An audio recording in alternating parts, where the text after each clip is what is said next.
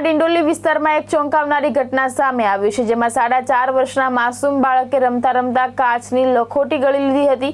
ઘટનાને પગલે પરિવારજનોના શ્વાસ અદ્ધર થઈ ગયા હતા. જોકે સમયસર સારવાર મળતા મોટી દુર્ઘટના ટળી હતી.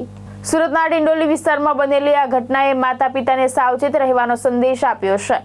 મળતી માહિતી મુજબ 4.5 વર્ષનો માસૂમ બાળક ઘરમાં રમતો હતો, ત્યારે તેણે રમતા રમતા કાચની લખોટી ગળી લીધી હતી. લખોટી ગળી જતાં બાળક રડવા લાગ્યો હતો, જેના કારણે પરિવારજનોમાં ગભરાટ ફેલાઈ ગયો હતો અને ઘરમાં દોડધામ મચી ગઈ હતી.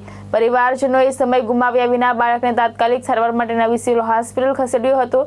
તબીબોની પ્રાથમિક તપાસમાં જાણવા મળ્યું હતું કે કાચની લખોટી શ્વાસ નળીમાં ફસાવાના બદલે અન્ન નળી મારફતે પેટમાં પહોંચી ગઈ હતી. સમયસર તબીબી સારવાર અને દેખરેખના કારણે કોઈ ગંભીર પરિસ્થિતિ સર્જાઈ નહોતી અને મોટી દુર્ઘટના ટળી હતી. તબીબોની સતત દેખરેખ બાદ બાળક સંપૂર્ણ સ્વસ્થ હોવાનું જણાતા તેમને હોસ્પિટલમાંથી રજા આપવામાં આવી હતી.